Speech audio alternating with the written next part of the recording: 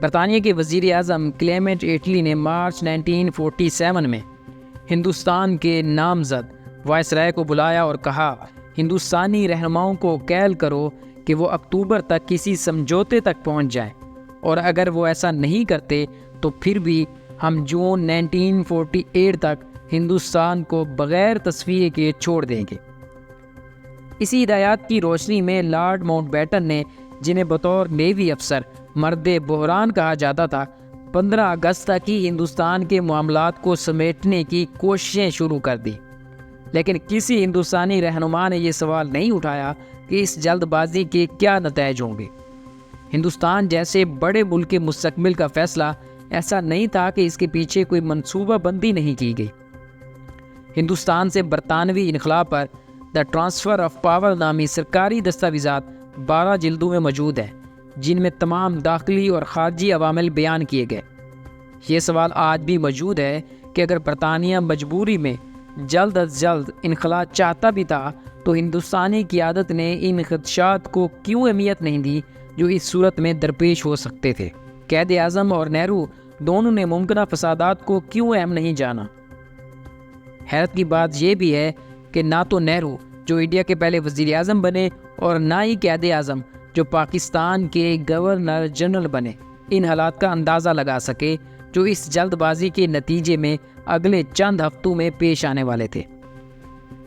انسانی تاریخ کے بدترین نسلی فسادات جن کی وجہ سے 20 لاکھ لوگ مارے گئے اور 1.5 کروڑ لوگوں کو اپنا گھر بار چھوڑ کر ہجرت کرنا پڑی۔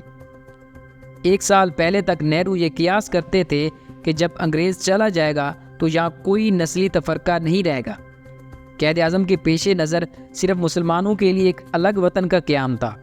ان کا خیال یہ تھا کہ پاکستان کے بغیر وہ ہندو اکثریتی ملک میں ایک اقلیت بن کر رہ جائیں گے۔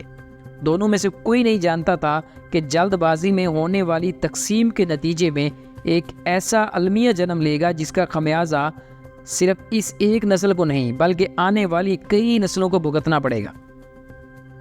انڈین سفارتکار اور مصنف کرشن رانا اپنی کتاب جو کہ آکسفورڈ سے 2023 میں شائع ہوئی اس میں لکھتے ہیں کہ مسلم لیگ جو 1937 کے انتخابات میں بری طرح ہار گئی تھی اور مسلمانوں کے لیے مخصوص 485 سیٹوں میں سے صرف 108 نشستیں ہی حاصل کر سکی تھی، جبکہ کانگریس نے 11 صوبوں میں سے 8 میں کامیابی حاصل کر لی تھی، مگر اس کے باوجود برطانوی اشرافیہ قائد اعظم کو ہی مسلمانوں کا ترجمان سمجھتی تھی۔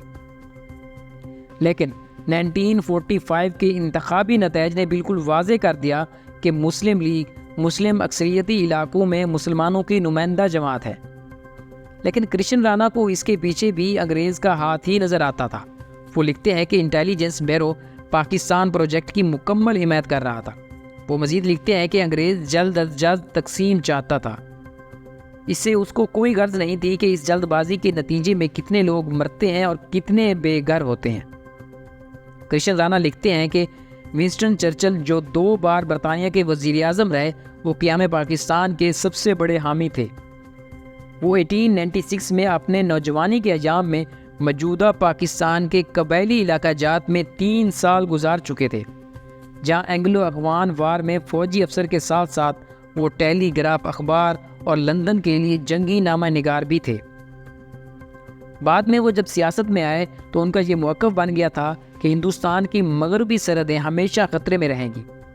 ہندو اور مسلمانوں کی آبادی میں اگرچہ بڑا فرق ہے، تاہم ہندوستان کی فوج میں مسلمان اپنے تناسب سے کہیں زیادہ موجود ہیں، جو ان کی عسکری صلاحیتوں کا منہ بولتا ثبوت ہے۔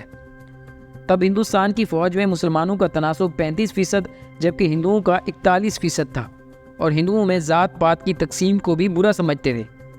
گاندھی کے تو وہ سخت ناقد تھے، اس لیے وہ قائد اعظم کے بڑے حمایتی بن گئے، جو پہلے ہی ہندو اکثریت کے خلاف مسلمانوں کے حقوق کے ایک بڑے رہنما بن کر ابھر رہے تھے۔ بعد میں جب ایٹلی وزیر اعظم بنے تو امریکہ میں ٹرومین صدر بن چکے تھے۔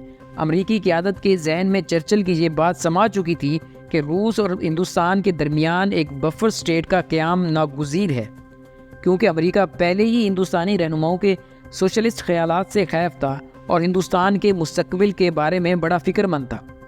حتیٰ کہ جب بھی ٹرومین اور اٹلی کی ملاقات ہوتی تو اہم ایجنڈا پوائنٹ ہندوستان کے مستقبل کا موضوع ہی ہوتا۔ کیونکہ اس کے ایک طرف روس تھا تو دوسری جانب چین، یوں برطانیہ اور امریکہ دونوں ہی ہندوستان میں تقسیم کے حق میں تھے۔ کابینہ مشن کی ناکامی نے برطانیہ کو بند گلی میں دھکیل دیا۔ برطانوی وزیر اعظم اٹلی نے 1946 میں ہندوستان میں ایک کابینہ مشن بھیجا، جس کا مقصد ہندوستانی لیڈروں کو ایک درمیانی راستہ دکھانا تھا، جس کے تحت انہوں نے ایک 10 سالہ عبوری فیڈریشن کے لیے راضی کرنا تھا، تاکہ ایک طرف انہیں حکومت چلانے کا تجربہ حاصل ہو سکے اور اس کے بعد وہ کسی فیصلے پر پہنچ سکیں کہ انہیں ایک ساتھ رہنا ہے یا الگ ہونا ہے۔ قائد اعظم محمد علی جناح نے تو یہ منصوبہ مشروط طور پر قبول کر لیا، مگر کانگریس نے اسے مسترد کر دیا، جس کے بعد ہندوستان کو متحد رکھنے کا آپشن ختم ہو چکا تھا۔ اس منصوبے سے پہلے 1945 کے انتخابات میں مسلم اکثریتی حلقوں میں مسلم لیگ اور عام نشستوں پر کانگریس کو واضح مینڈیٹ مل چکا تھا، اس لیے ایک فضا بن چکی تھی کہ دونوں قوموں کے راستے اب الگ الگ ہیں۔ کابینہ مشن کی ناکامی پر مسلم لیگ نے بنگال میں یوم راست منانے کا اعلان کر دیا، جس کے نتیجے میں کلکتہ میں بدترین فسادات پھوٹ پڑے، جن میں 3 سے 4 ہزار افراد مارے گئے۔ ان فسادات سے ایک بات طے ہو گئی کہ مسلمان اور ہندو اب ایک ساتھ نہیں رہیں گے۔ کابینہ مشن کی ناکامی پر وزیر اعظم اٹلی نے لارڈ ویول کو واپس بلا کر لارڈ ماؤنٹ بیٹن کو وائسرائے بنا دیا، جن کے پاس جون 1948 تک کا وقت تھا، مگر انہوں نے 10 ماہ پہلے ہی کام کر دکھایا۔ لارڈ ماؤنٹ بیٹن کو آخر اتنی جلدی کیا تھی؟ لارڈ ماؤنٹ بیٹن جاپان کے خلاف لڑنے والی اتحادی بحری فوج کے سپریم کمانڈر تھے۔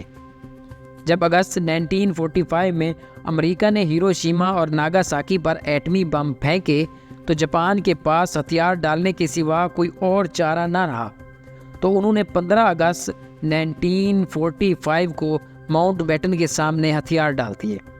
یہی وجہ ہے کہ لارڈ ماؤنٹ بیٹن کو اس دن سے والہانہ لگاؤ تھا، کیونکہ وہ اسے اپنی عظیم فتح کی یادگار سمجھتے تھے، اور یہی وجہ ہے کہ جب ہندوستان کو تقسیم کرنے کا فیصلہ کیا تو انہوں نے اس کے لیے یہی تاریخ مقرر کی۔ لارڈ ماؤنٹ بیٹن فروری 1947 کو ہندوستان پہنچے تھے۔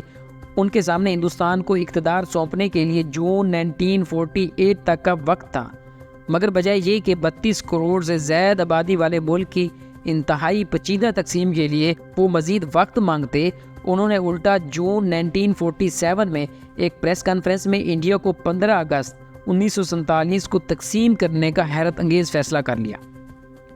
اس طرح انتظامیہ کو اتنے وسیع و عریض اور گنجان آباد ملک کو تقسیم کرنے کے لیے صرف 73 دن کا مختصر وقت ملا۔ جتنے وقت میں ایک گھر میں 2 بھائیوں کی جائیداد کی تقسیم مشکل سے ہوتی ہے، اتنی دیر میں لارڈ ماؤنٹ بیٹن نے پورے برِ صغیر کی قسمت کا فیصلہ کرنے کا تہیہ کر ڈالا۔ اس کی متعدد وجوہات بیان کی جاتی ہیں۔ ایک تو یہ کہ ماؤنٹ بیٹن جلدی کام نمٹا کر انگلستان لوٹنا چاہتے تھے، تاکہ وہ وہاں بحریہ میں اپنا کیریئر دوبارہ سے شروع کر سکیں۔ تقسیم میں جتنی دیر ہوتی انہیں اتنا ہی زیادہ اس ملک میں ٹھہرنا پڑتا۔ مزید یہ کہ ماؤنٹ بیٹن کے ہندوستان آتے ہی فسادات پھوٹ پڑے۔ پٹنہ میں 70 لوگ مارے گئے، 1000 سے زیادہ زخمی ہوئے، امرتسر میں 160 اموات ہوئیں، مردان میں بھی فسادات پھوٹ پڑے، یہاں تک کہ ملک کے طول و عرض میں شدید فسادات پھوٹ پڑے۔ اس میں کوئی شک نہیں کہ اس قدر عجلت اور افراتفری کے عالم میں اتنے بڑے ملک کی تقسیم نے وہ داغ چھوڑے جو آج تک نہ دھل سکے، اور یہ خطہ مسلسل عدم استحکام کا شکار ہے۔